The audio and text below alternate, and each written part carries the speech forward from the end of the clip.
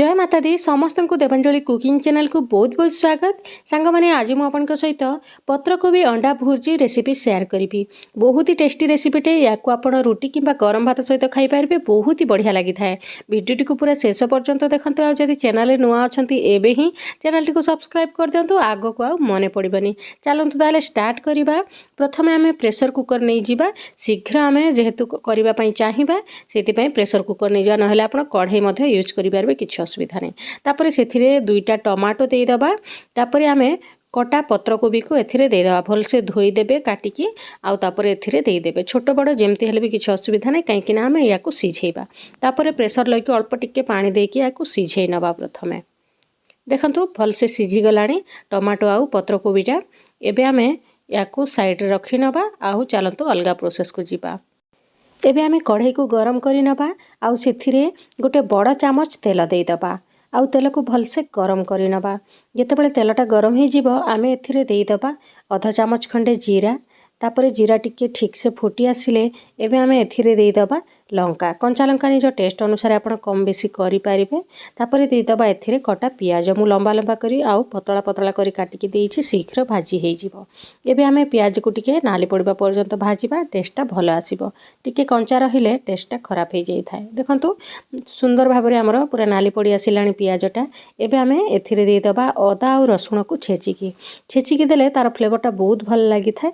आपण चाहिए पेस्ट मध्य यूज करें किसी असुविधा नहीं। छेचिकी देले तार फ्लेवरटा गोटे अलग आसी थाए।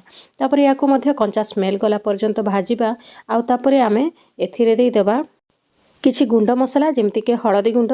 तापर आमे एथिरे देदेबा गोटे बड़ चामच काश्मीरी लंका गुंड सुंदर कलर सांग को टेस्ट मध्य बहुत भल आसीबो माने बेसी राग दबनी।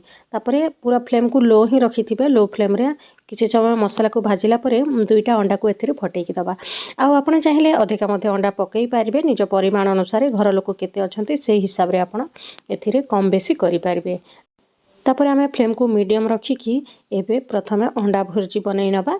तापर जाइकी आमे पत्रकोबी को पकईबा जमती कंचा न रहिबो सेथिर टिके ध्यान देबे से हिसाब रे आपण अंडा भुर्जी आको करिदेबे। देखंतु तळे टिके टिके लाखुची आ मु एभलिया पातिया रे टिके दबई दउची जा द्वारा कि शीघ्र छाड़ी आसुची।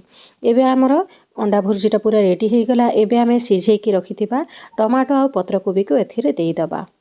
जेहेतु पत्रकोबी भलसे सीझी जाइए टमाटो भी भलसे सीझी जाइए ए समय मिक्स कले बहुत बढ़िया भाव आमर पत्रकोबी भुर्जीटा हो।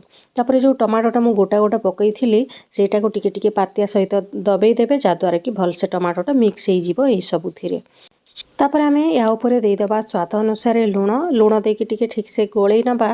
तापर आमे फ्लेम को पूरा लो करदेबा आउ एबे आमे किछि समय घोड़े नबा जद्वारा कि आमर अंडाटा भलसे मिक्स हो पार पत्रकोबी सहित। मझे मझे काढ़ी देखुवे जे पर्यंत कि पत्रकोबीर पानीटा माने पूरा सुखी न जाइए देखिपे भलसे पूरा सुखी गलानी पत्रकोबी भुजियाटा एबे आमर पूरा पूरी रेडी। ऊपर टिके गरम मसला देदेबा आउ टिके देदेबा एथिरे धनिया पत्र बहुत भल फ्लेवर दे थाए। टिके धनिया पत्र निहाती पकेइबे आउ गरम मसला घर तैयारी पकेइबे। आपण ए पत्रकोबी अंडा भुर्जी को पिला मानकर टिफिन बॉक्स रे मध्य देई पारिबे। तापर आमे टिके लास्ट को एथिरे टिके सॉस पकेइबा पूरा चटपटा करबा पई। छुआ मन टिके चटपटा हेले बहुत पसंद करंती सेहिति पई गोटे चामच खंडे चिली सॉस पकई देली गोटे चामच खंडे टमाटो सॉस पकई देली। आपण ए प्रोसेस को स्किप भी करि पारिबे किंतु देले बहुत भल लागते सेहिति पई मु एथिरे टिके पकई देइची। देखि पारुथिबे हमर अंडा आउ पत्रकोबीर भुर्जीटा पूरा रेडी हो गला। याकू गरम गरम सर्व करंतु। Thank you for watching.